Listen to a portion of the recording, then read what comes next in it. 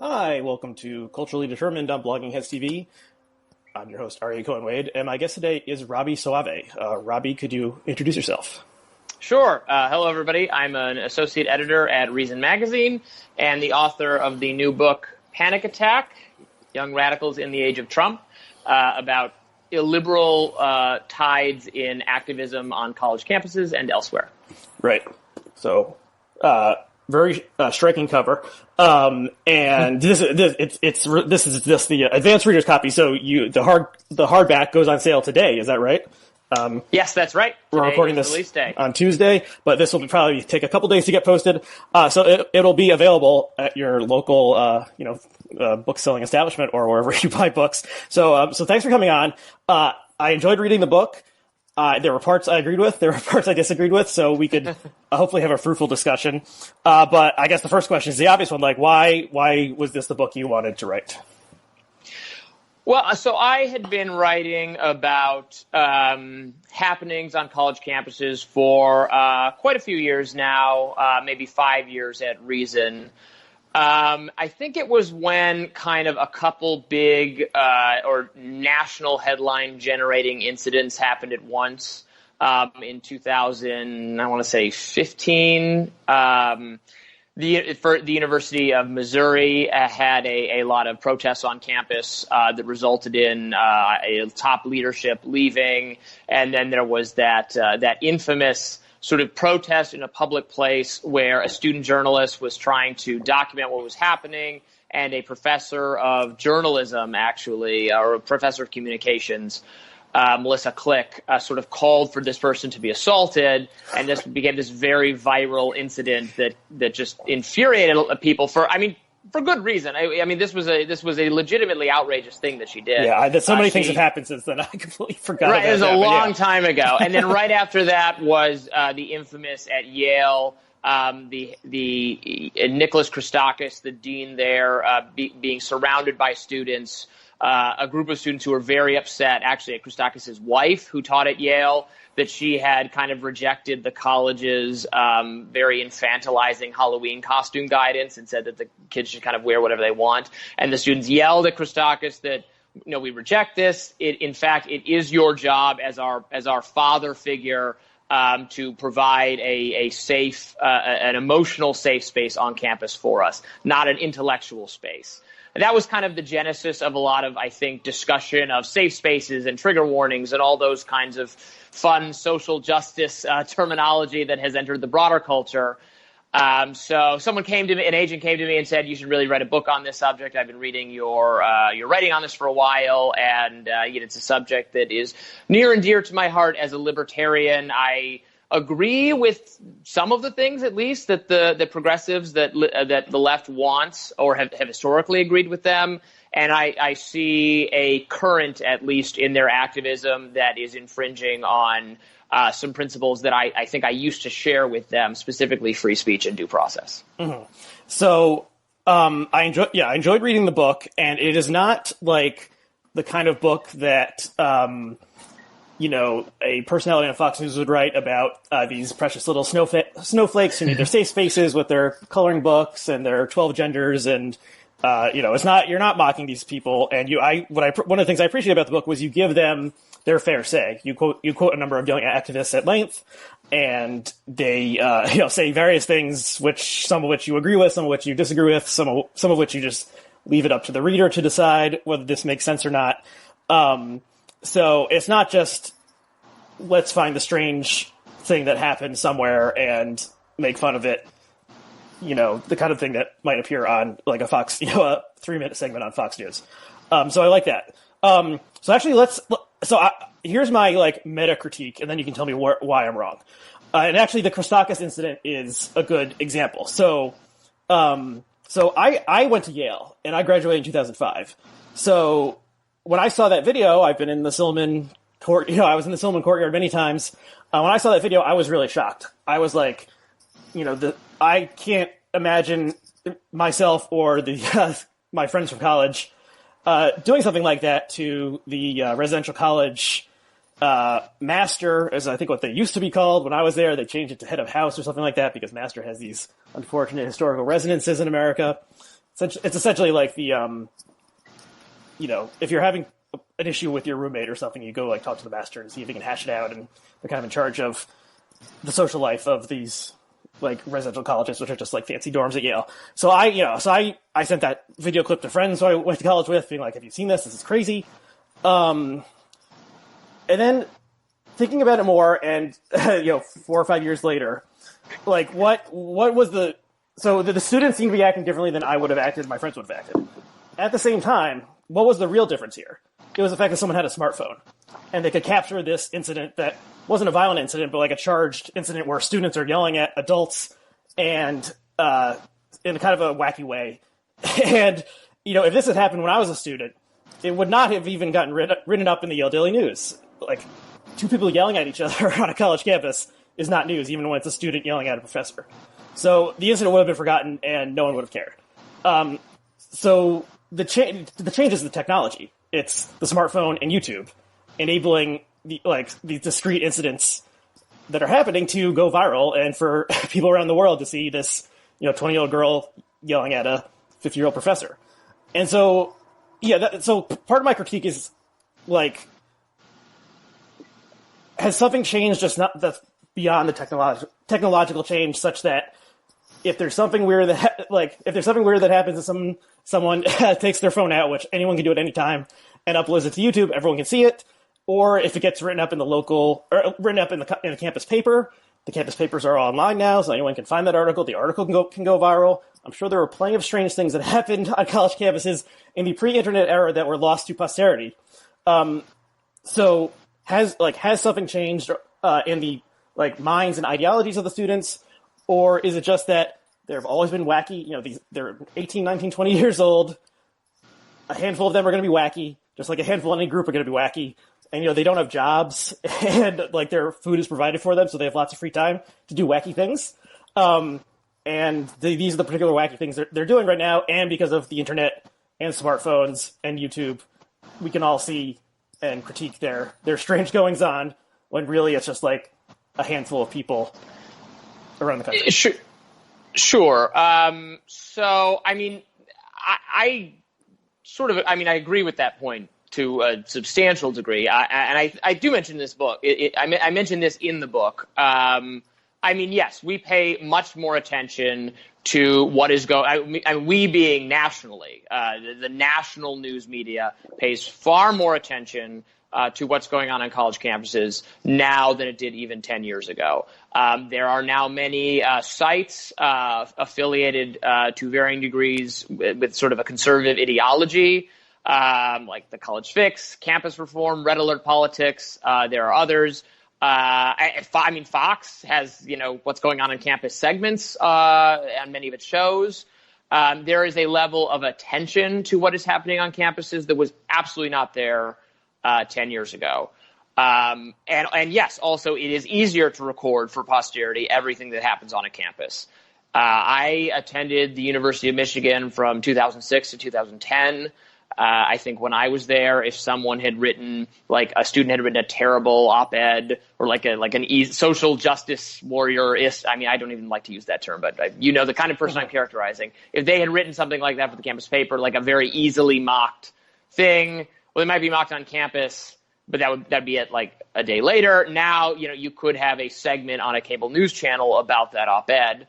And you also have in class the recording of things that professors say that are perceived as un-American or something, that sometimes are wacky things. But I'm staunchly for faculty rights, and I think faculty should get to set their classrooms, and I don't really like those things being recorded, let alone reported on.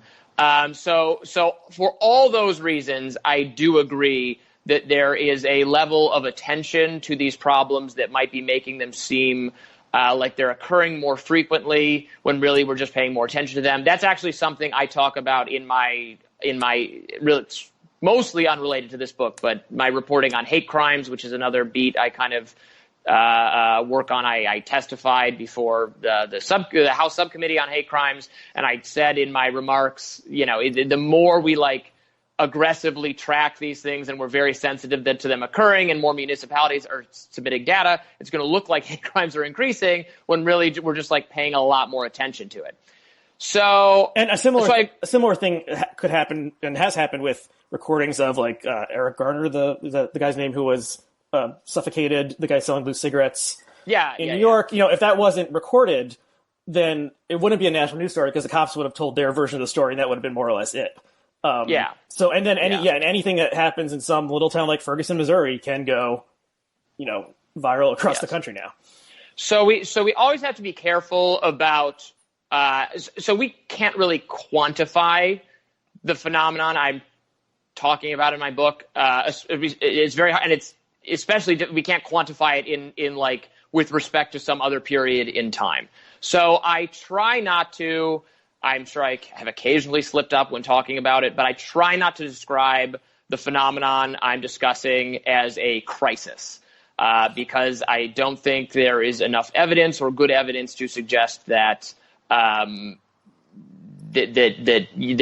it's impossible or it's so vastly more difficult to have an uncomfortable conversation on a college campus than it was 10 or 20 or 50 years ago. So I don't use the language of a crisis. That said, I don't know about the Yale thing. I think that, you know, this group, I mean, obviously, if no one knew it happened, you're right, it wouldn't have been reported on. But I could see that what happened to Christakis becoming a national story. That one is a little bit more, I mean, with the students like yelling at him for hours and using like sort of more specific, crazy language about what the role of the administration is.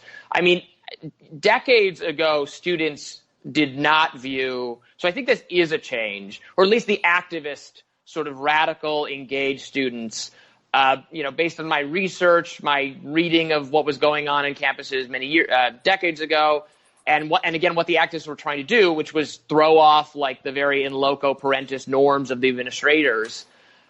I do think there has been a cultural change, subtle or maybe not even so subtle, about what the politically engaged students on campus want. I think they are more likely now to want sort of protection from very broadly defined emotional harms, viewing the administration as their parental figures.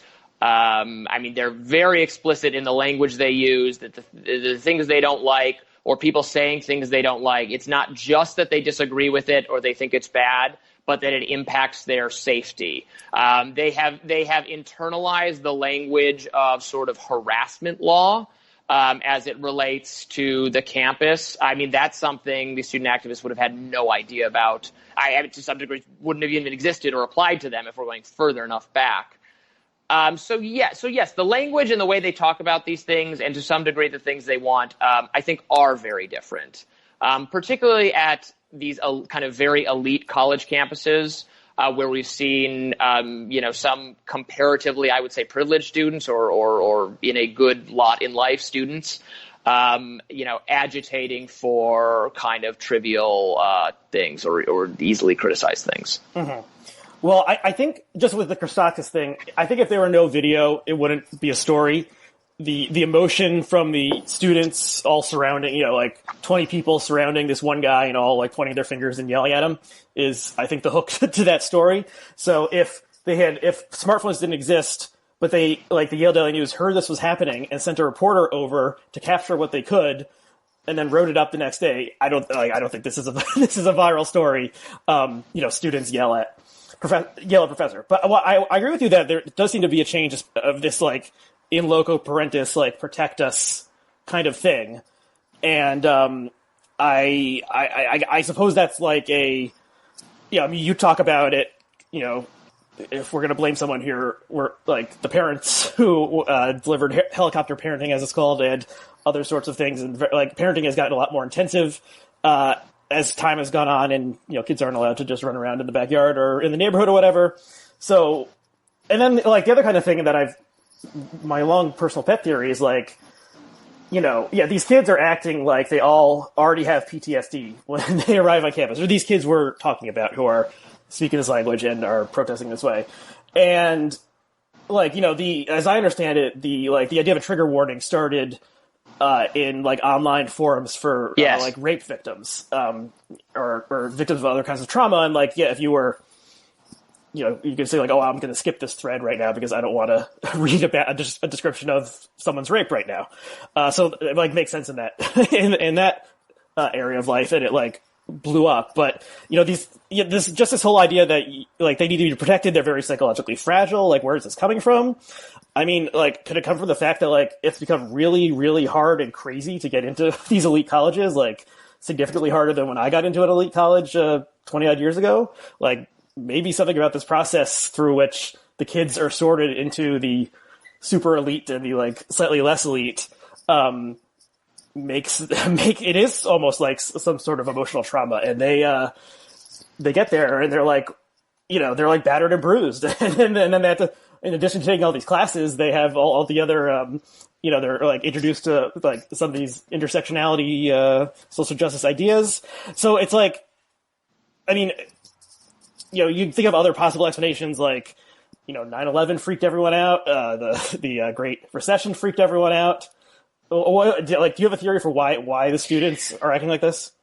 So a couple things. So your theory is interesting to me. However, they don't, by and large, actually students, so super by and large, not even just the most radical and sort of emotionally fragile ones, I think do not exactly behave when they get to campus as if, oh my God, this was so hard and I am just so lucky and so thankful to be here that I'm going to get this great education and I'm going to make the most of it and I'm going to study and I'm going to hit the library and I'm going to, make sure I'm getting a good job. I mean, let's be real, right? I mean, now that's true, and maybe at the community college level, at less rigorous, less expensive institutions that are easier to get into.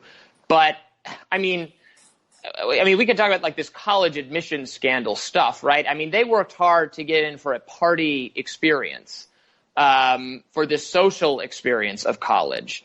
That's the thing that is driving. Maybe not for them, but for a large number of students, I suspect, is what drives them to get into a better college, is the social experience. Uh-huh. I don't know that necessarily computes with I am so rocked from the experience of going there. I think, and I talk about this in my book, I think the incident, actually, rather than 9/11, that if you want to point to one sort of incident, how did this thing that happened change the direction of the education of young people? More so than 9/11, I think, is Columbine, mm-hmm. which had a massive effect on how schools were run. I mean, it had an effect and also happened at a time where these changes were already taking place. But that was the drive to make schools K through 12 much more safe. There was a perception, a broadly shared social perception that schools were very dangerous. Children there were sitting ducks. A perception that is flat out wrong. Gun violence in schools has always been incredibly rare. These are stories, obviously, that attract our attention, and they're so horrifying, and we spend a lot of time wondering how this could have happened and what we have done to stop them. The frustrating thing about trying to design public policy to stop things that are extremely rare is that it's difficult, which is the case, not for shootings in general, but for shootings specifically at schools is certainly the case. Uh-huh. But if you were to go back to 1970, you would not find a single police officer in a school anywhere in America. Now there's a police officer in, I think 40 or 50% of public high schools.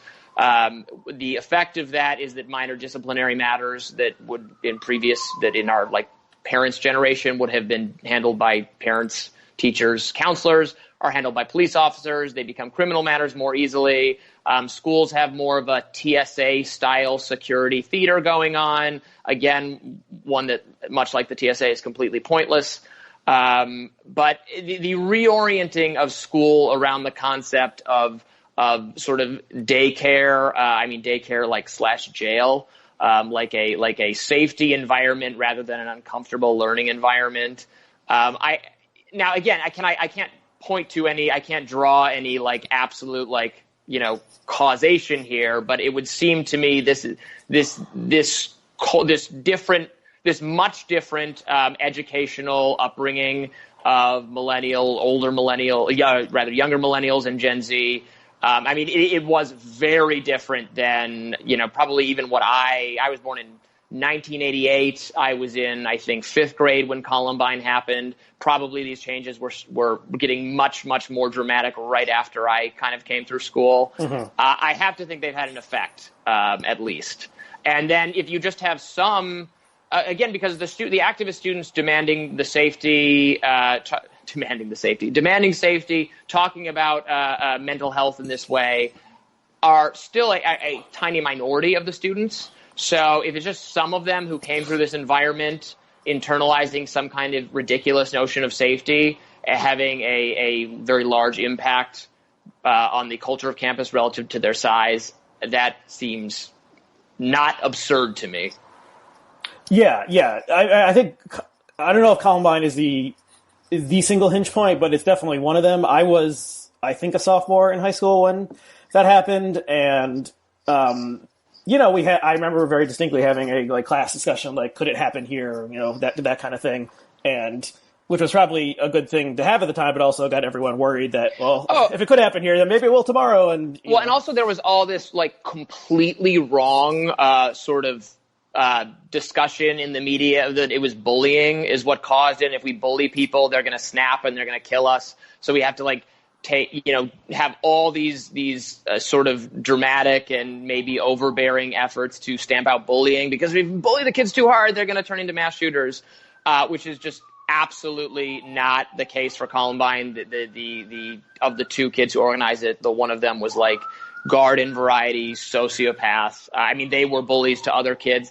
For many teens, right, it's more complicated than these are the bullies and these are the bullied. Yes. Yeah. Actually, most kids are bullied at some point and then capable also of great cruelty to others. Yeah. But these, the kids who organized it, one of the ringleader Harris. Harris, yes, was very much a like delusions of grandeur sociopath. It was not that he was like pushed past some breaking point. It's just like not true at all. And that myth has been debunked now, but if you go back and read like the Washington Post news stories from around then, there was some like, they have the trophies of the athletes are in the front hall, and that's bad because we're glorifying the athlete too much, or so, like some very just punditocracy that has not held up well. Mm-hmm. I guess the other possible change in this, I graduated high school in 2001, so I barely missed this, was like the No Child Left Behind and the turn towards like annual evaluations by standardized testing, mm-hmm. and that regime, which is kind of reversed somewhat under Obama, but I think still mostly continues. And that just seemed to change the character of school, and the test is the important thing, and you're working up to this one giant event, and that would increase anxiety in anyone if they're saying this is the super important test and you get one chance and blah blah. Okay, so multiple factors perhaps. Okay, let's talk about intersectionality. And I'll say that when I graduated in 2005, I had never heard this word before at the liberal Yale University, and I was an English major. And there are multiple other things we didn't talk about postmodern criticism at all when I was an English major at Yale for whatever reason. But it's really intersectionality. I never heard the term probably before 2014 or 15, seeing it online. And, it seemed to me reading the book that intersectionality was the overarching kind of villain or cause of a lot of this stuff in your eyes. So is that true? And can you define intersectionality for anyone who doesn't know what it is at this point? I think that's fair. And I graduated in 2010. Like I said, I don't think I had heard that word either. I definitely heard postmodernism, and that had been discussed in my classes. Intersectionality, no. So intersectionality is a concept that comes from sociology. It was coined in the late 1980s by a sociologist named Kimberly Crenshaw. She needed a way to describe the fact that you can be oppressed, you can be marginalized for different reasons. Black people have historically suffered from the source of oppression of racism. women from gender, gay people because of their LGBT status, and so on. But so a gay woman has two sources of oppression working against her. A gay black woman would have three. So these are different sources of oppression, but they are related and they can stack. So that theory is actually fairly basic, right? It's just obviously correct in some sense. It's not the initial broad, thing, like that's true. Yeah, the initial thing seems very intuitive. Like, yes, a black woman faces issues different from either a white woman or a black man, like because of the intersection. And the identities. Yeah, and I don't even think anyone on the I don't describe myself as a person on the right, but even I've actually Vox had a write-up of the concept of intersectionality where they talked to I think both David French and Ben Shapiro, I think, or at least one of the two who also said yes, the theory is correct. So the criticism is really of the application of the theory, which is that Crenshaw, she was just talking about race and gender and would not have envisioned, I don't necessarily think, the addition of all these other categories of marginalization that are popular with student activists, gender identity, gender expression, transgender status, possibly religious status, if your religious status is of a group like Islam that the left is favorably inclined to view you as a potential victim. These are things that university campuses often have bias reporting systems that allow you to specifically document any slight you have encountered for one of these reasons, and they can go on so far as disability status, or I've even seen sizeism, which would be being overweight or not. And I don't mean to sort of belittle any of these categories. Obviously, there is cruelty leveled at people for all of these reasons and more. My sort of, criticism, though, is that I see a left who seem, or a activist left, saying that everything must be intersectional. If your activism is not intersectional, it's no good to us. The issue with that being is that only kind of this tiny fringe group of progressive leftists would agree that all of these things are very important things that we must work against. So if you're trying to bring like a broader public engaged in your issues, you're going to run into trouble when you're suddenly saying, okay, but we categorically reject anyone who is going to march in our Pride Day parade with like a flag of the state of Israel. It's going to make like single issue advocacy with other ideological groups basically impossible. It produces a good amount of infighting because then there are also kind of some other implications of the theory that, for instance, only the people who suffer under those categories of oppression have the authority to like weigh in on what we should be doing for them. But simultaneously, it's not their job to educate us, and we can't put them on a platform where they are supposed to speak because they are the marginalized, and the marginalized are marginalized. The non-marginalized should be stepping up like at rallies where the police could kill you because they're not going to kill the white male, they're going to kill the oppressed black people. So there's just kind of all these contradictions of it. Again, that is a criticism of the kind of tactical framework, not necessarily the idea or the theory, which is perfectly benign. Right. And then there's also like the sense of like personal competition for fitting into various categories and that giving you like the wisdom to tell other people what to do or being more morally just than the other person, where if you are a black trans woman versus a black disabled trans woman, well then the disabled one has more chits or whatever. So then let's listen to what she has to say. And you can, the easiest category to add to you can't fake being a black person for the most part. You can, we can get into that. we can avoid that one. You can talk about how you are suffering from some kind of trauma and mental illness. That's an internal thing, so actually that is my suspicion is the number one thing increasing the openness of all of these people to say, yes, I have PTSD, is that there is an incentive to do so because that gives you greater authority as a victim among activist circles. Obviously, many people do actually suffer from mental illness or PTSD, and it's a good thing that it's been destigmatized so that, people who suffer from it are okay talking about it and getting the help they need. But there is a level of openness to talking about it among activist circles that I think it is virtually impossible that PTSD or diagnosable PTSD is this widespread at privileged liberal arts enclaves. So that is, So there was a student there, or there was a story in, I think, the Brown Daily Herald from a couple of years ago, right when I was first starting to write this book, about how the activists were having fainting spells and panic attacks and failing all their classes because of the toll their activism was taking on their mental health. But obviously, that's how you prove that you are the most committed progressive activist, right? If you're literally failing your class, you can't get out of bed in the morning because your activism has so consumed you. That gives you power, I think, in these circles. Mm-hmm. Right, and you see this on Twitter sometimes when if you look at random people's bios, you'll sometimes see them listing their identity categories, and so just within the past couple years, people started putting she, her, or he, him, or they, them in their Twitter bio. But then more recently, I've seen a lot more people putting borderline personality disorder, and asexual, which isn't a mental disorder, but just listing all their Mm-hmm. anxiety and depression, ADHD.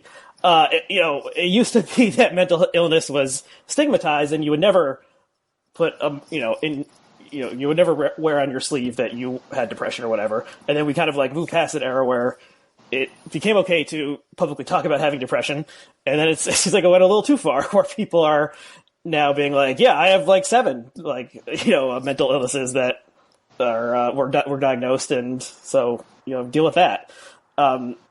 Yeah, so I don't know. It's hard for me to say are they is this just the ramifications of the destigmatization of mental illness, and now people are before they never would have been diagnosed with borderline personality disorder to begin with, and then once they get the diagnosis, they're okay, this is me, this is who I am, and if you want to be my friend, you should know this, and so I'm going to put it in my Twitter bio. What? Do you have any thoughts on that? Yeah. If you're just a progressive white dude and that's all, you make yourself more interesting if you're a progressive white dude with a history of PTSD, right? Or if you have just one or two categories, just being a gay male or something is now perceived by the far left to be almost not even worthy. Look at Pete Buttigieg, right? This is not even a category of marginalization. It's barely one. So how do you enhance your victimhood resume, I guess, is how I would describe it, if I'm being very flippant and maximally uncharitable to, again, a handful of people, some of whom might actually have mental health issues. But I visited Arizona State for research for this book there, and there was I swear every couple steps there was another sign saying, should you go visit the mental health office? Are you having a bad day? Have you forgotten to breathe today? Are you doing okay? Very over the top.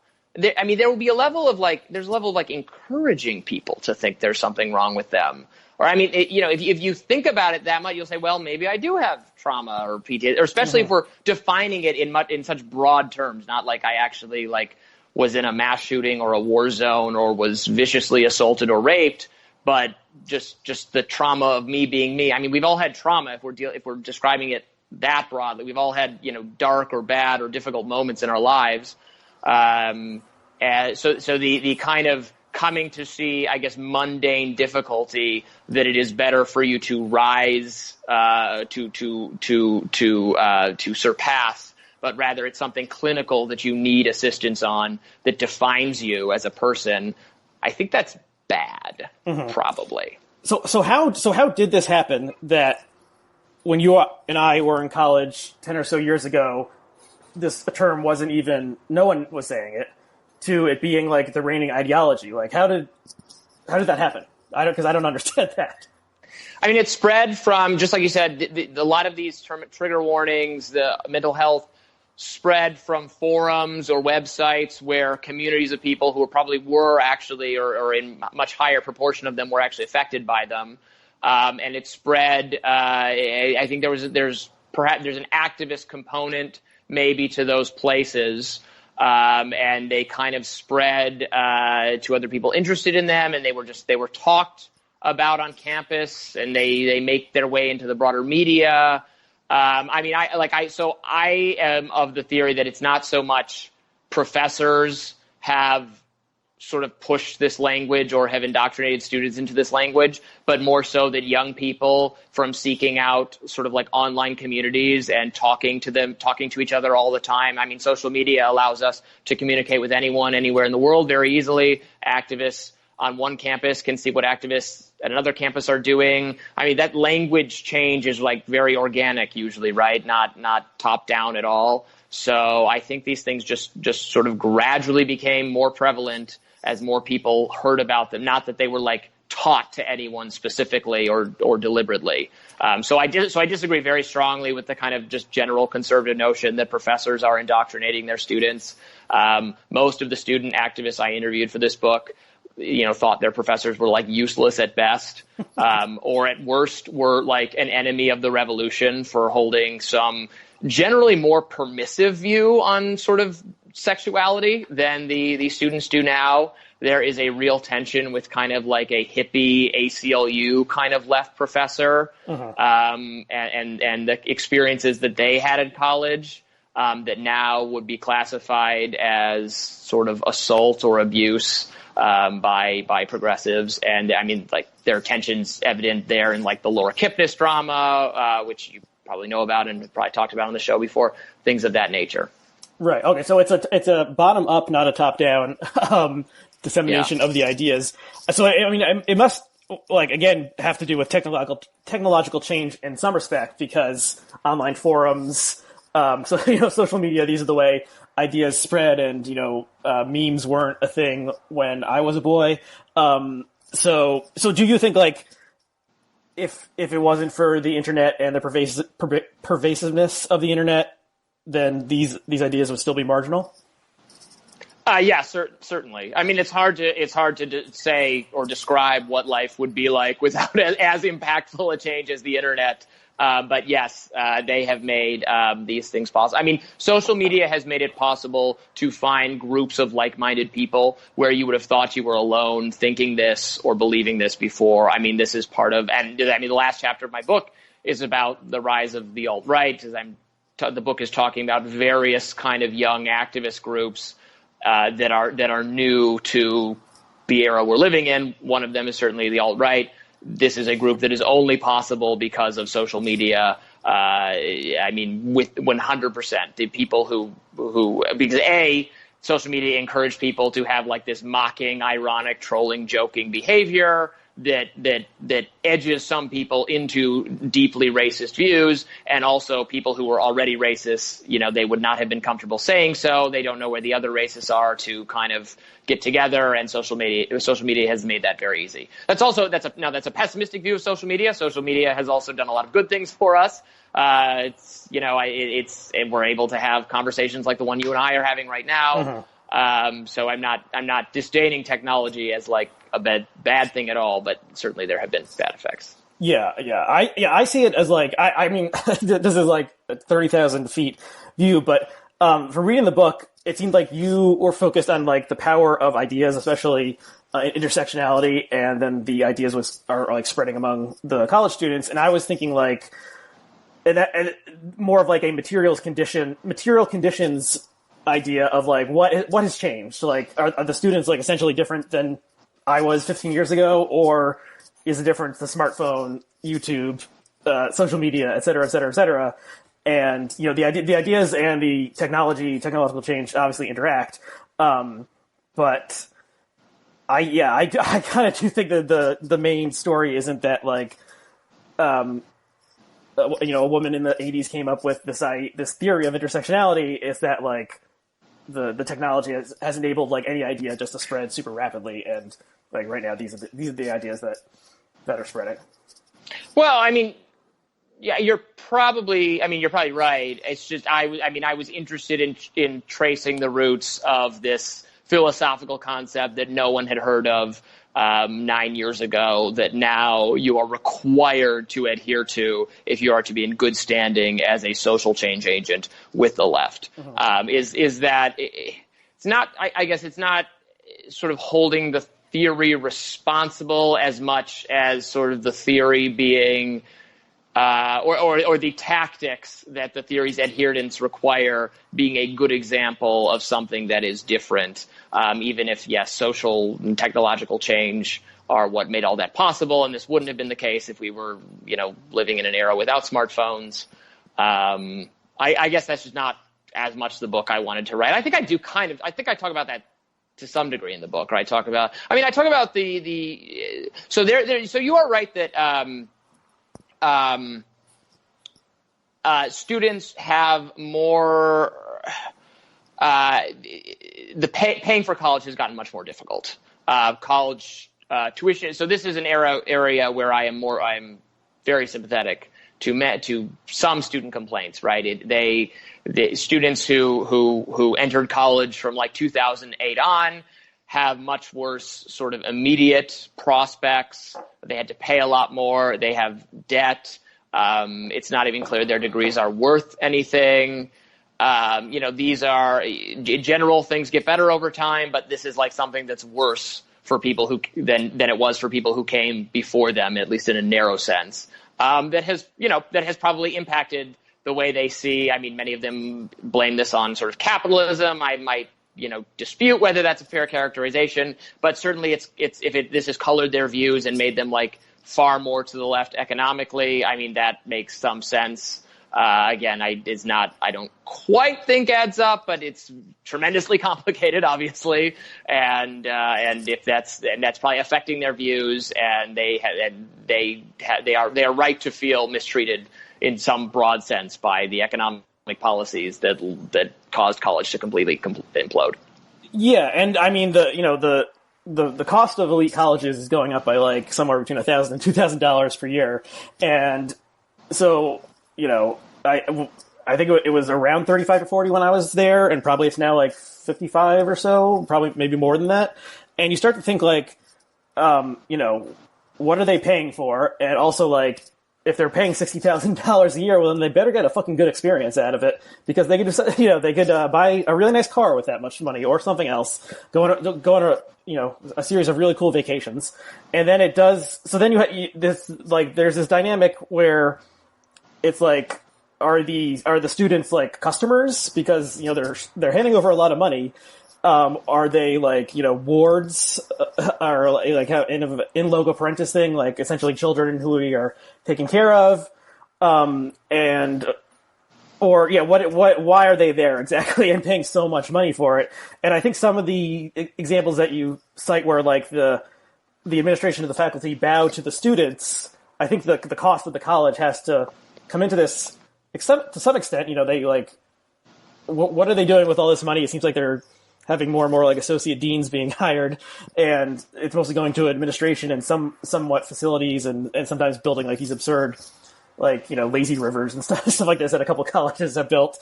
But yeah, it's like, yeah, if they're the customer, well, the customer's always right. And if we piss off the customers, then maybe you won't get future customers, and then things will be bad for us. And, there's a handful of colleges out there that are kind of like teetering on going out of business. Antioch, I think, is one of them, and Hampshire College also. It's like, what, the students don't want to pay $50,000 to go to hippie college anymore. So yeah, I don't know if this is capitalism. Like, it's something about markets and the inability of these, the interplay with like subsidized loans from the government is part of it. Well, right. So, yeah. Well, then I would say, why, right. So I think that view is probably mostly correct. The students are the customers, and they see it as an experience, and what they want is a better time. And colleges are spending all their money on, yes, the associate dean of sustainable entrepreneurial diversity and friend for you and fun.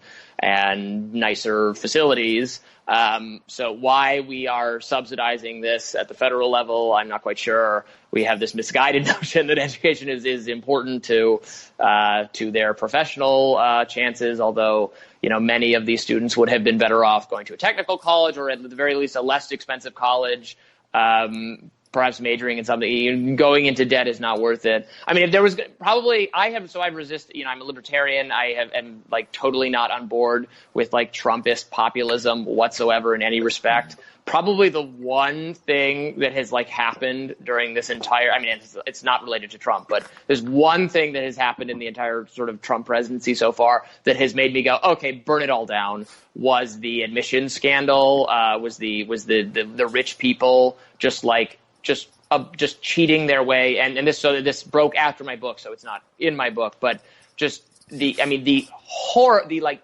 evil things they did, and the obscene amounts of money they paid to get their kids into slightly better colleges just for a better party experience.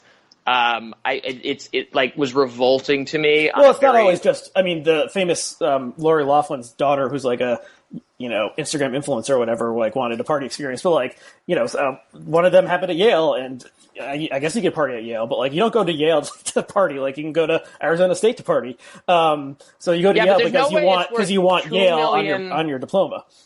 Right, but there's no way it's worth like $1 million more between the two. It's just not. You'd be better off handing them a check for $1 million and going to the slightly less prestigious in most cases. It is not worth that much more unless you just want to say you went there. Yeah, so part of it is about the parents being able to brag about their kids who are off in New Haven or whatever. And then, it's like, but part of it is like personal brand. Like it looks better if you're applying in jobs to have an Ivy League school than to have a non-Ivy League school. So I would rather have $1 million and have gone to I would Michigan State instead of Michigan or something, but it's and their vehicle for cheating this system was the test taking industry, which you mentioned, and the athletic industrial complex was fooling the water polo coach and the athletic dean person, whoever. So this is a story of the test taking industry's corruption of higher ed, and also I think the sports administrator corruption of higher ed, both just disgusting sort of things. Yeah, I hope there is more criticism of college sports. I don't know if it's coming because Americans love college sports, especially football and basketball, but it is absurd. If you step back, there's no reason at all that the minor leagues of football and basketball are like state schools. That doesn't make any sense at all. And they do, as I'm dropping Yale a lot in this conversation. As a former Yale student, one of my freshman year suite mates was a baseball recruit. He was obviously a little different than a lot of the other kids in terms of his attitude and preparation. But he was good at baseball, and he joined Deep, which is the frat that Brett Kavanaugh was in, as well as George W. Bush and George H.W. Bush, but was just like the party frat during my era. So so they really do change, especially for some reason the Ivies have 30 sports teams, and they have water polo and diving and sailing and all this other weird stuff, and it's just a historical accident that these exist, but they have nothing to do with education. Or even you could make an argument that football, schools should have football teams for school spirit or something, but much beyond that, it doesn't make any sense at all. Okay, let me ask you about no platforming. Which probably people know this term by now, but what is this? How would you define no platforming? I would define that as just as shutting down someone or making it so they can't speak on campus, either by getting them disinvited or by threatening violence or imposing security costs or, shouting over them so the event doesn't take place, which is different than just protesting or heckling, which I'm okay with. You can express your opposition to the event as long as you don't completely prevent it from taking place. Right. And you describe some of these that took place. I guess the most dramatic ones were related to Milo Yiannopoulos at Berkeley, where I guess he tried to come twice, or did he actually was there once but tried twice or something. And yes, there were all sorts of anti-fascist types there, and other people causing ruckus, wanting to like shut down the ability of him to come, and it became like totally absurd. So, this has like been going on, I guess, for a while.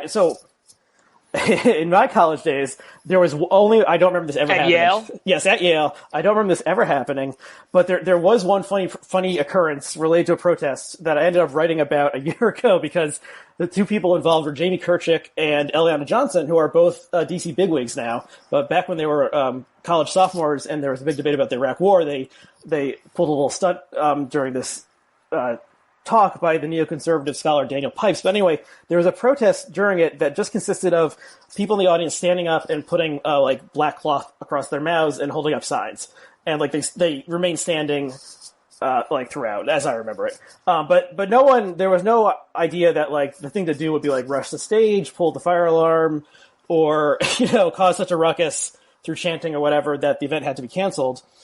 So is this just an escalation of tactics? Like, how did this become the thing where people decided, like, Milo Yiannopoulos, Christina Hoff Sommers, who's the guy, the Beljar guy, Charles Murray, like, we need to shut this down, and they can't even talk. Well, I think it's because it's not what they were doing then was we disagree with this person and we're expressing our disagreement. I mean, if you want to discredit a neoconservative, just let them talk would be my my view anyway. Now that is not the view. Now the view is that letting this person talk causes emotional harm to marginalized people on the campus. If you suffer emotional harm, it's on the same spectrum, perhaps, as having suffered physical harm in some way. So it is our job to make sure the people, our allies, the people we care about, are not compromised in this way. So when they're shutting down people, it's not. I mean, this is the impression I got from my conversations with them for this book. They're not saying, "Oh yeah, we're doing this because we think this is really influential and smart, and this is how we stop this idea from spreading." They're saying, "This is how we prevent harm. This is how we promote safety." It's the difference between saying, like, I don't think Kevin Williamson should work at The Atlantic because I don't want his ideas expressed, and saying Kevin Williamson can't work at The Atlantic because that would make The Atlantic a hostile workplace environment for me, a woke 23-year-old staff member, which is, I think, what the case actually was. I think that's a very critical difference, actually, in those two ways of thinking. That is part of the difference in lefty activism. Mm-hmm. Well, I don't know if those are exactly parallel cases, because like hiring someone and paying them and having them like coming to the editorial meetings or whatever is different than like a one-off like speech, in the auditorium or something. But I mean, I think the no platforming thing is like, it's stupid on its face because like, well, I think, if we're looking at this from like a consequentialist perspective, like it just brings more attention to the person. Yes. And like, especially when the person gets like assaulted, as happened in like a couple of these cases, then, you single one person out, and in the social media world, everyone can learn about it. So, it's just a stupid strategy. It's giving them what they want. I'm sure Milo was happy, having like parts of Berkeley shut down because he wanted to give a stupid talk there. So just from the tactical sense, it seems like a poor tactic. And, people weren't, I don't know why Charles Murray was like speaking in the year 2017 or whatever, because he doesn't have a new book, but like people weren't thinking about him for a couple years. And then suddenly it's like, oh, we have to think about Charles Murray again because a bunch of students, like whatever they did, ran on stage and wouldn't let him talk. So I think that's stupid. So yeah, if there's any young protesters who are somehow still listening to this, I would advise them just on tactical grounds, don't do this. But on the other side, I do wonder whether, I feel like there was kind of a blip of stories like this, and I haven't heard any in a while. Maybe people just got sick of hearing about it. Maybe the students figured out it wasn't a smart thing to do, or maybe the conservative people are not going to go speak at Oberlin or whatever. But it's also like, when once you leave college, like, you're probably not going to a lot of public lectures. Like, this is not like 1850. like we have other means of communication now, like people watch TV and YouTube. And anyone with a view can speak into their camera and put it on YouTube. You don't need to see them in person, for them to spread their ideas around.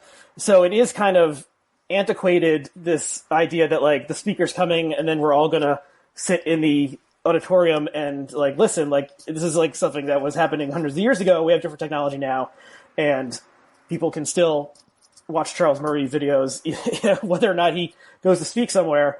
So I do feel like it is, I don't know, just kind of like, it's almost like play acting on both sides, especially when it's someone like Milo. Like, he's there to provoke, they're there to provoke, they both go home happy because Milo caused a stir and people are talking about him, and the protesters feel like they defeated the fascist or whatever, and then they all go home smiling. So, there's just kind of in some respects, like a phoniness to the entire performance.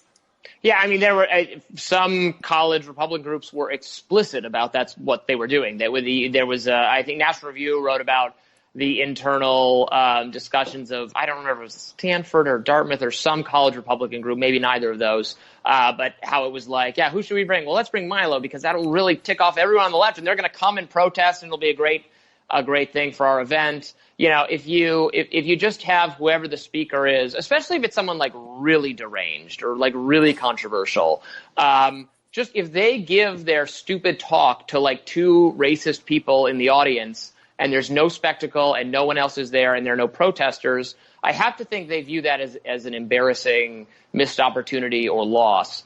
Charles Murray, I think if you disagree with him, perhaps you should go and make your disagreement known, as long as, I mean, in the Q&A or maybe in a protest before or something, because I think he's someone who has ideas that are worth engaging in the public sphere.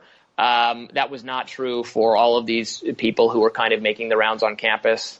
Now, you mentioned, so, right, when they get off campus aside, we can just watch videos of people talking. But, of course, there is like a bent to activism that actually on both the right and the left saying, you know, they want, I mean, we just lived through like a YouTube scandal where there's people on the left that want YouTube to like more strongly promote, punish or disallow harassment broadly defined, or more broadly defined than the law would define harassment. And then at the same time, conservatives saying that we demand protection, that we do not deserve in any legal sense because these are privately owned companies.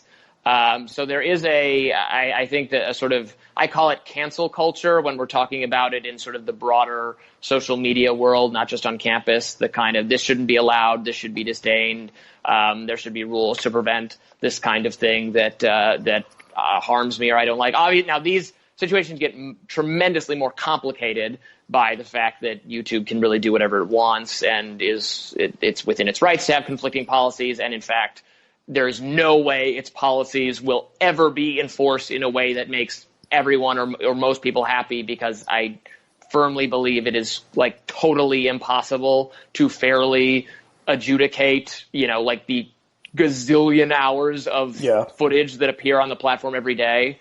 And there will always be like, well, why is this allowed, but this is not? And why is this allowed and this is not? Like there is absolutely no way they will ever figure that out. No algorithm can do it, at least not for the next 100 years.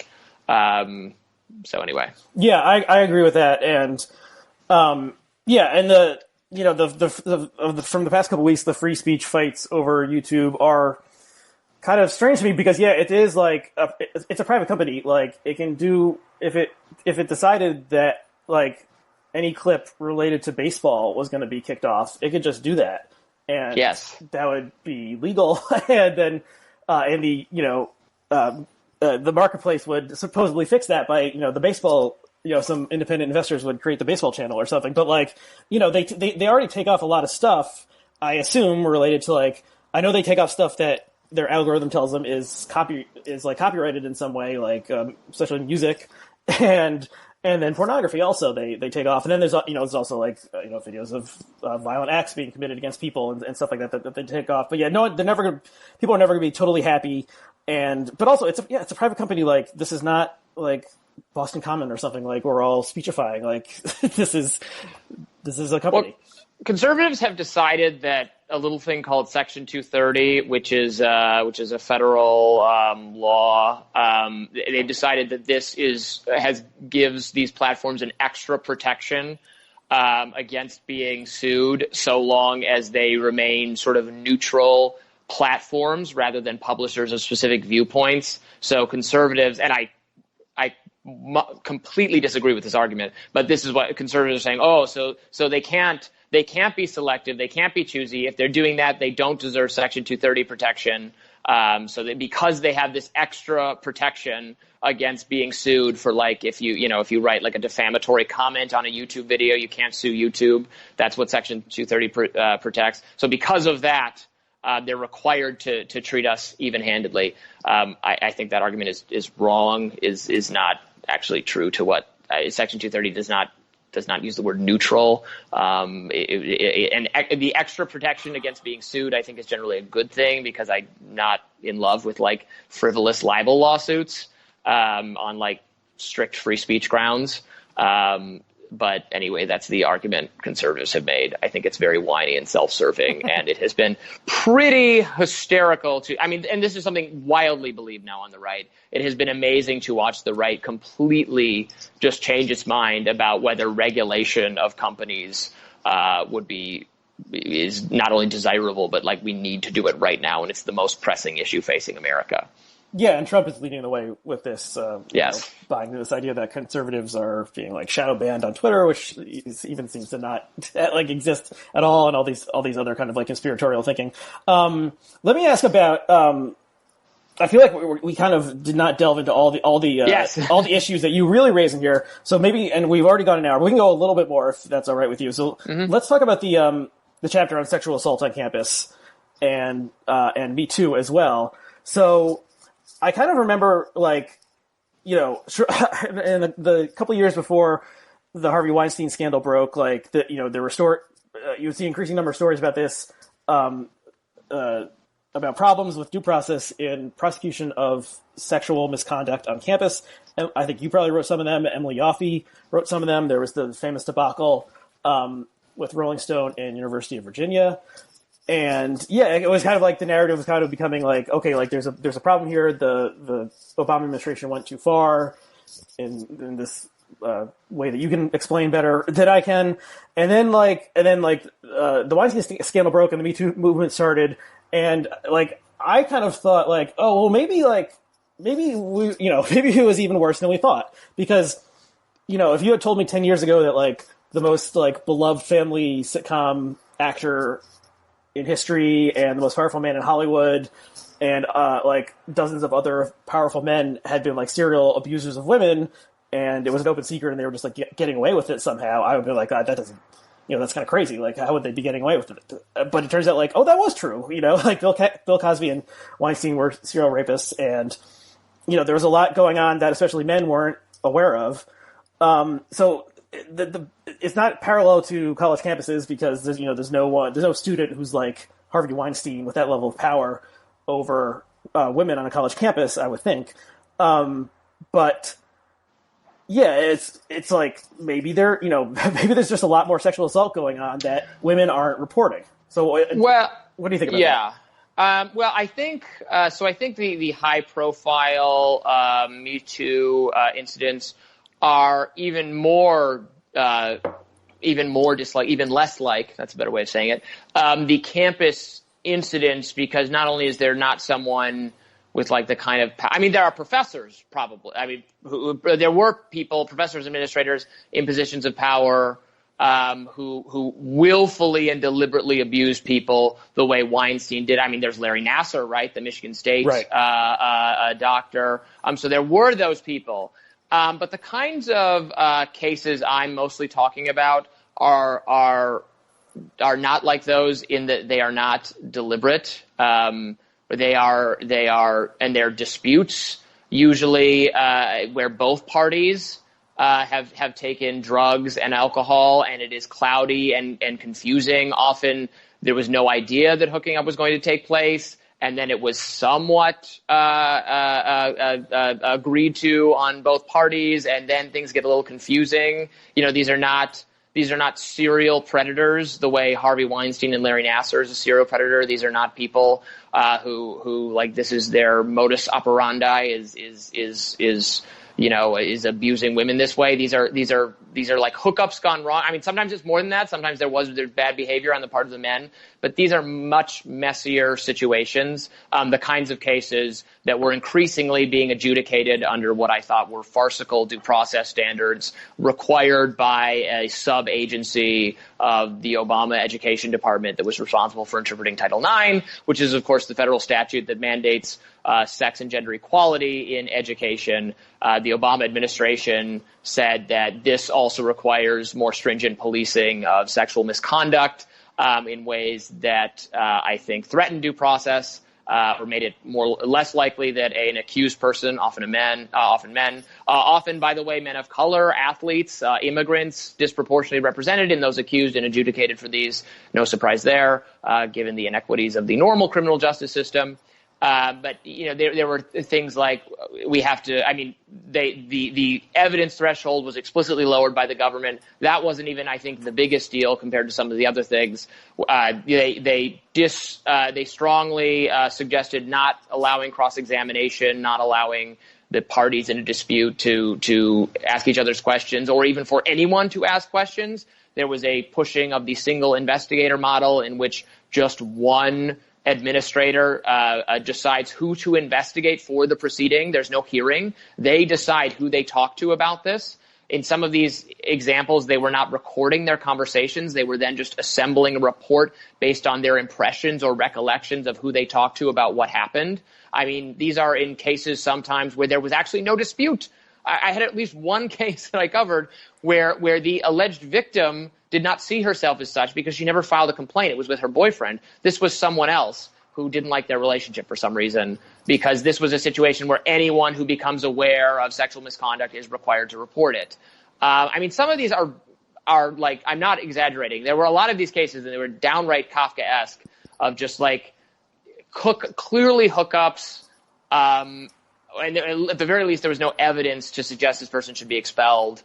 Lives being ruined because of this, and then that prompts lawsuits that the universities have lost like 100 times, because when it goes before a judges who like due process say, well, you can't do this. This is insane, and they slap the universities with financial liability. So the universities were caught between this rock and the hard place, where the government is saying you have to do it this way, or your federal funding is at risk. And then they do it that way, and then they get sued. So I disagree with a lot of what Trump does, but one thing that I think was absolutely correct to do was Betsy DeVos rescinded the Obama era Title IX guidance and came out with more. I mean, I know people really don't like Betsy DeVos, but honestly, this guidance is like much more sane. Mm-hmm. I'm not sure it's going to make any kind of difference, because many universities have vowed to. It was not guidance that said you have to do this. It was guidance that said you don't have to do this anymore. But many universities have vowed to do it the exact same way. And, of course, they hired tons of Title IX coordinators in the last 10 years who I assume will – I mean, they will not have the single investigator model anymore, I believe. I believe that the guidance says you cannot do that. You have to have a hearing, which is better, although hearings are also more than capable and have proven more than capable of rendering just absurd verdicts. But it's not that sexual misconduct is not a problem on college campuses, or that these blurry cases did not involve some level of wrongdoing.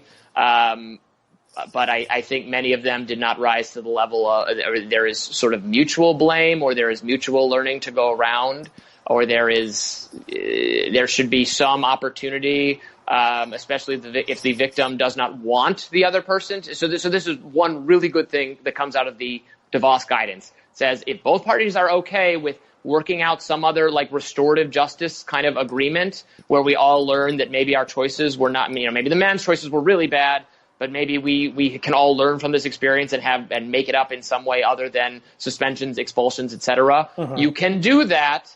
That's something that comes out of the DeVos guidance that is just absolutely a dramatic improvement. Yeah. So I guess this is one of the chapters where I was nodding along with you more than shaking my head at you. But when these stories started coming out, 5 or so years ago, I remember thinking like, well, why don't they like, why don't they just go? Okay, why don't they just go to the cops? So the obvious objection to that is like often women have like very legitimate reasons for not going to the cops, and like how many of the women who Harvey Weinstein assaulted like went to the cops, we're not sure, but it wasn't it was not very many.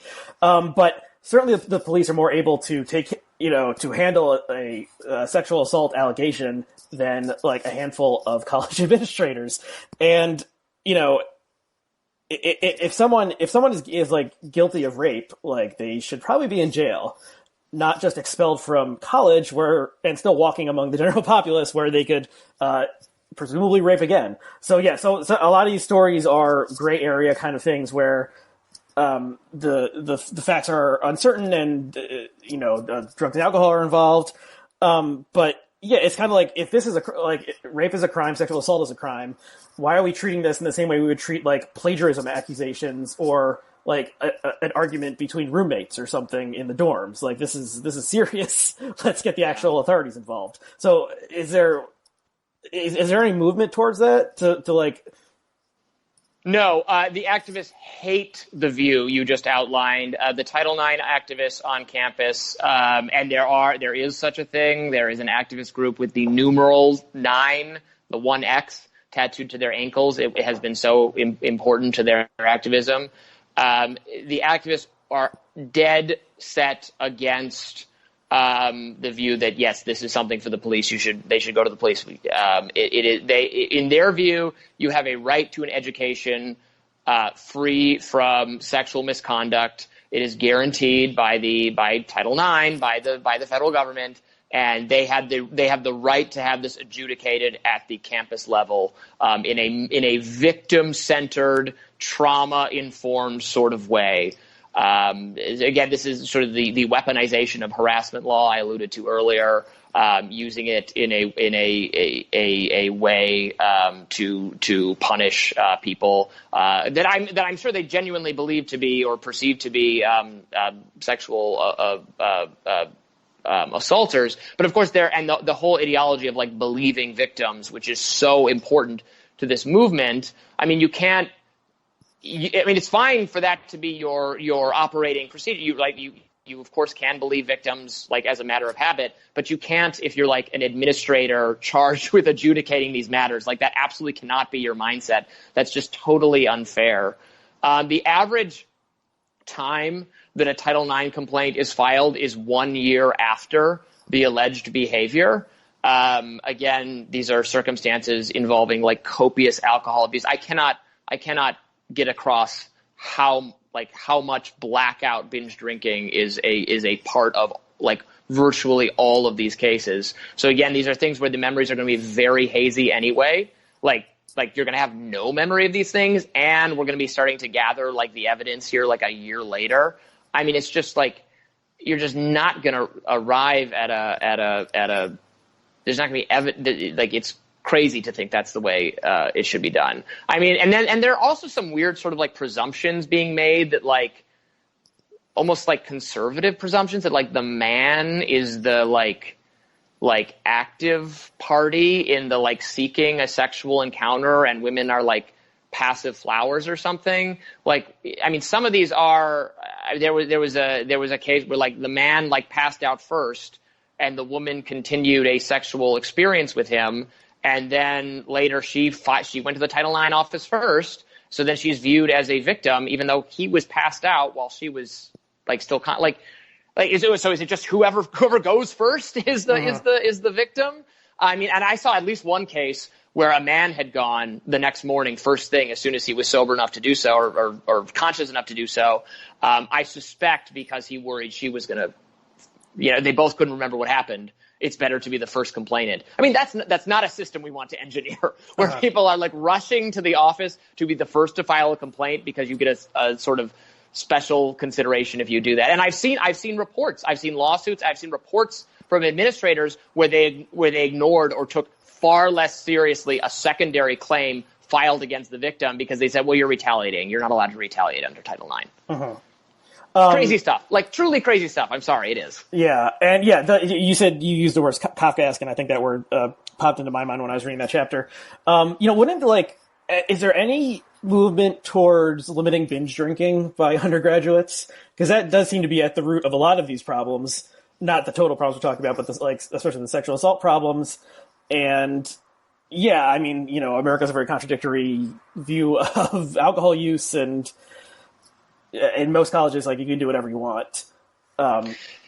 We certainly have a binge drinking culture on college campuses that I think does not quite exist to nearly the same extent in, for instance, Canada, from what I've heard from people who are at some of those universities. I mean, paradoxically, I actually think abolishing the drinking age, this sounds counterproductive, but might help, because they can't drink. So all these incidents are taking place in like dorms and house party environments, where these are, teens consuming like tons and tons of, like, if they're consuming it by the bottle, they're, in the mystery trough where you dump a bunch of alcohol and like juice into it. You're at like a friend of a friend's basement. There's gatekeeping by the older students who want to take advantage of younger students. There's all sorts of like very bad incentives for like the underground drinking culture.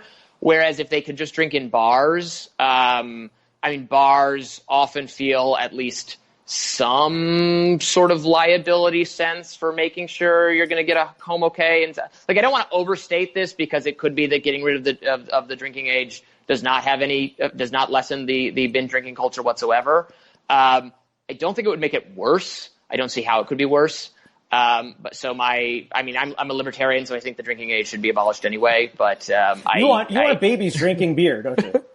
Well, you joke, but I think if you learn to drink it responsibly, we adults drink throughout the day and then just sort of go to bed at a reasonable hour because we're tired. If they learn to do that, maybe this would be a slightly less bad thing. But that's the sense I have, that, like, in France, where wine during meals is much more just a natural part of it, and not like this forbidden, alluring thing that you can only get like after you like cross the barrier over the age, or it's all underground. Because they drink all at once. They'll take like 5 shots at once. They'll shotgun a bunch of, because if it's illegal, if you don't want to get caught doing it, you have an incentive to consume large quantities at once, so you're not like still holding your drink when the cop comes or the party gets cleared out or whatever. Yeah. So that's probably a bigger effect, that like it being illegal means they're downing a bunch, they're pre-gaming like unbelievable, whereas just sort of responsible taking a sip now and then, day drinking, is actually less likely to get you into trouble. Yeah. Okay, let's do maybe one more of these topics, because we have gone a little bit long, but I feel like we could do a second episode, because there's a lot of stuff we didn't cover. We haven't covered you have chapters on on trans issues, Black Lives Matter and race issues, the DSA and socialism. But let's talk about your last chapter, which is about the alt-right and conservative far-right young activists.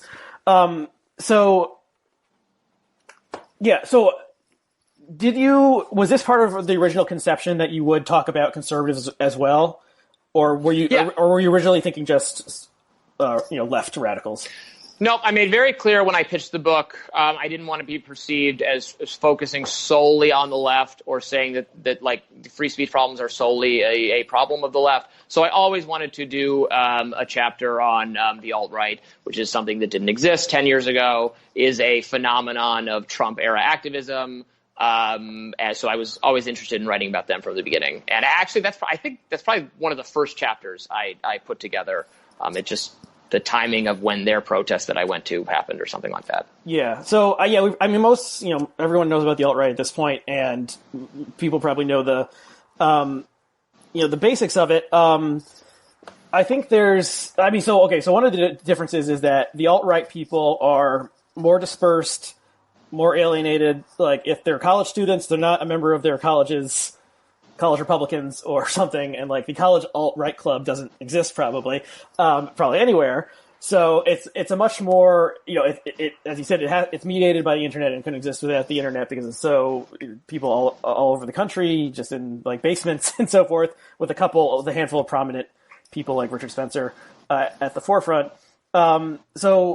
Yeah, how would you like compare these groups, the left college radicals that we've been talking about, and the alt-right radicals? Well, and part of the reason I spend most of the book on the left is in the spaces I'm talking in, college activism, right? The left outnumbers the right dramatically. There are very few members of the alt-right. I started working on this book 3 years ago, so I think they were increasing in influence, or at least, but again, it might just be perception or attention being paid to them was increasing up through Charlottesville, which I suspect was the high watermark for people actively participating in alt-right sort of things. And they have, that went so disastrously for them that I think they have retreated back into the shadows to some degree, not entirely.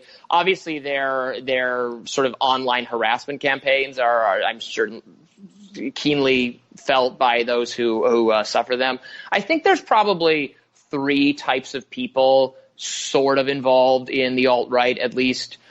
So one would be just old school racists, probably because their parents were racist. Their parents would have been like David Duke sympathetic people, and they're hardcore racists.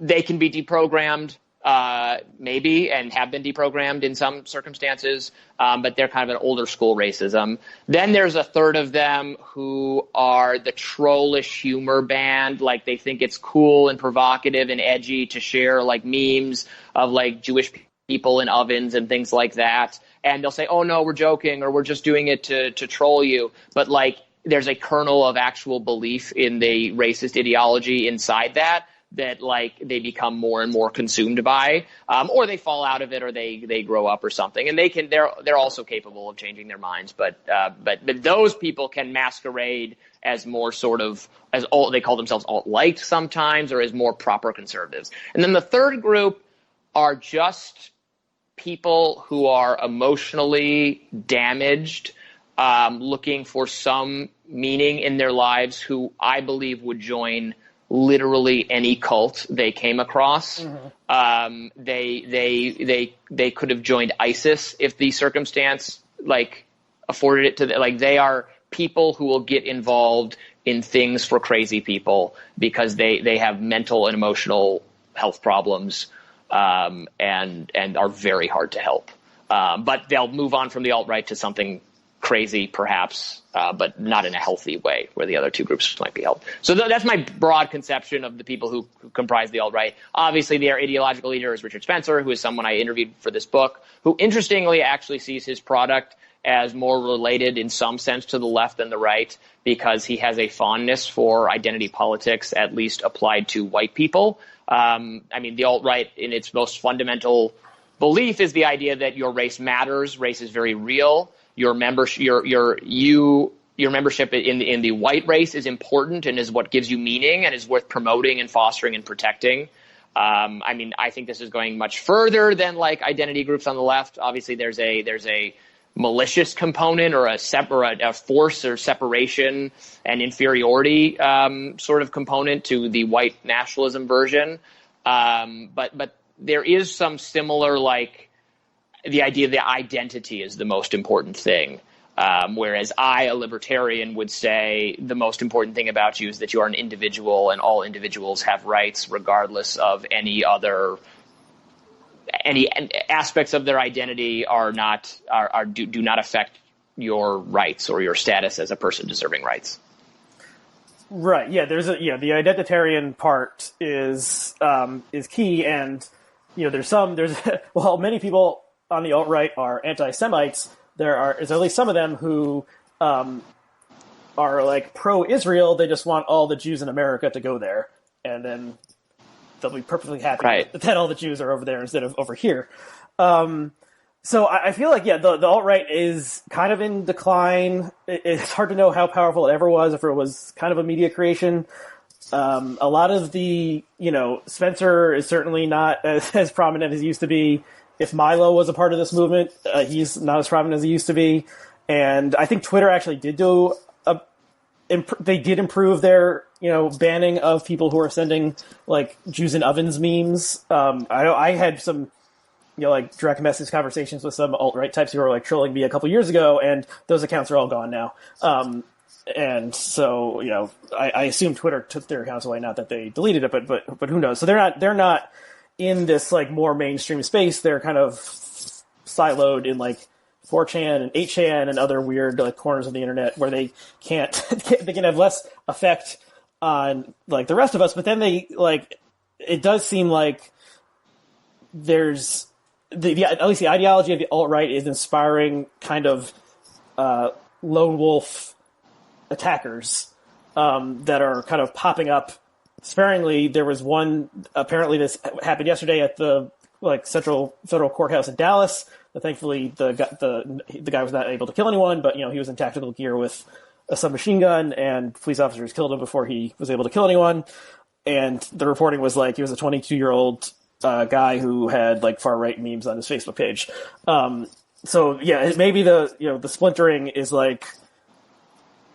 Yeah, and then there's like these incel violence thing that has happened in like at least some small amount. So these people are kind of still around and they're still like maybe talking to each other, but they have a harder time breaking through, except when one of them decides that like they want to kill a bunch of people, and then they try to do that. Yeah, and this came up at the committee hearing I testified at a couple weeks ago. I think a greater percentage of the kind of domestic terrorist style attacks in recent years are perpetrated by right-wing groups, or not even groups, just right-wing people. But we're still talking about a very small number overall. This is a small number of attacks. So obviously it's something to be aware of.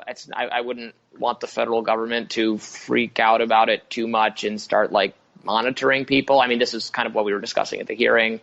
And I think the Democrats and the other people on the panel were sort of their agenda was, we pay so much attention to Muslim sort of terrorism domestically and internationally, but these right-wing people, there's more of they've killed more people, they're causing more damage right now. So why are we so obsessed with Muslims? And I'm not a conservative or right-wing person at all, so my response is like, fine, we probably were too obsessed with Muslim terrorism relative to the dangers. It's not that I think, we should take this threat so much more. From a government policy perspective, we can obviously should be cognizant about the damage sort of right-wing people can do. But a lot of the groups that track sort of the hate and the assaults and the violence, when I review their sort of numbers and arguments for that these things are so dramatically higher, it comes across as very unconvincing. Like the Southern Poverty Law Center's like map of hate groups. Yeah, every year there's way more hate groups, but now maybe like each of those groups has like 3 people, where there was one group with 6 people before. And then when I started looking state by state, and half of them were black nationalist groups that I think represent like no threat to us whatsoever. They harass the Covington kids, but other than that, this is some guy with like a Confederacy memorabilia store.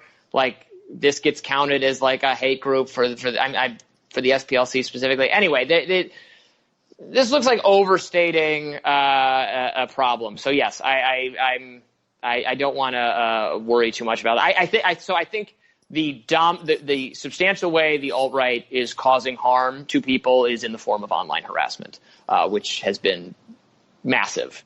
But that's not an area for the government to address. So it's not something we get to talk about at the committee hearing. Yeah, and like I said, I think I don't think Twitter has done much well in the past 10 years, but I think they did do a better job about getting some of these types of people, the alt-right or neo-Nazi people, off of the platform. However they did it. Okay, we've been going on a while, but there's one last thing I wanted to ask you, which is so Lee Bollinger, if that's how you say his name, yes, president of Columbia University, wrote a piece that appeared in the Atlantic. Title is "Free Speech on Campus is Doing Just Fine, Thank You."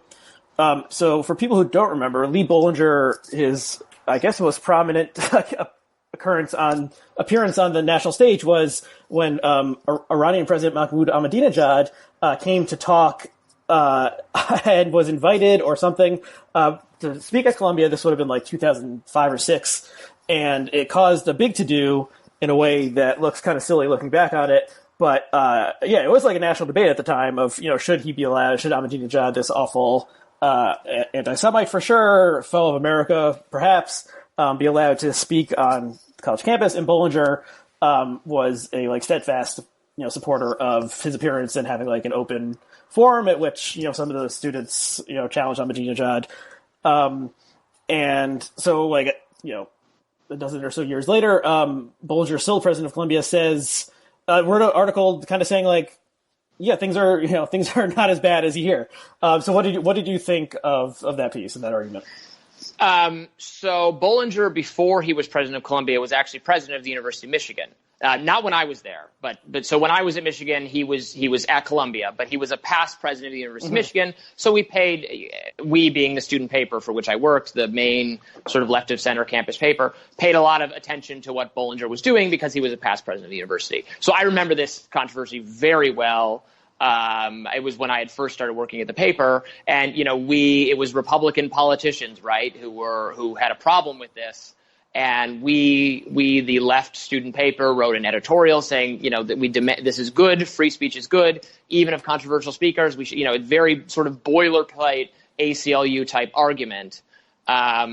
So I agree with it. I think the headline of his piece is something like "There's no crisis," and again, I say I don't describe it as a crisis. So if he's just saying things are not as bad as you think, he very well may be right, depending on how bad whoever's listening to this, think things are. Mm-hmm. That said, if he tried to bring a very far right politician, what if he tried? I don't know. What if he tried to host Judge Roy Moore for dinner or a conversation or something? Can you guarantee me that students wouldn't attack or they would certainly protest, which is their right to do. I'm sure many would write op-eds saying this is inconceivable that he has done this. There would be many saying the campus is no longer a safe place for women because this man is here. They would all be coming from the left. So while I didn't strongly object to what he had to say in the op-ed, I think there is a threat to free speech from some in the left. In very interesting ways, actually mirroring some of the language that the right used for that whole Ahmadinejad thing in the conception of safety. So it's very interesting, and I'm glad you brought it up. Well, anyway, that's what I think about it. Yeah, it is. I mean, it is interesting. There's a lot of arguments out there saying that like the left and right have traded places in terms of like how do you even say this word? Prurience? Is that the word? Like they're prurient, like, where they're concerned about contamination and, we need to keep the campus pure and safe. And, whereas before it'd be like the people on the right saying like Ahmadinejad is setting foot on, the island of Manhattan where 9/11 happened just 5 years before, like is spoiling this sainted isle. So yeah, there has been some kind of switch that even though I read your book, I still don't entirely understand how this happened. I mean, I think Trump is part of it, that Trump is such a, a figure of anti-purity, of contamination. Yes, but it's not a switch on free speech because the right is still very bad on free speech. It's I do not want anyone to come away with the idea that, oh yeah, now the conservatives are the defenders of free speech rights. I mean, it's actually nonpartisan organizations like the Foundation for Individual Rights in Education are the only ones doing like non-hypocritical work on this issue. Where they defend everyone's free speech rights. And I think I do my best to defend everyone's free speech rights, regardless of whether I agree with them or not, regardless of whether they're right or left, in part because I am not right or left myself.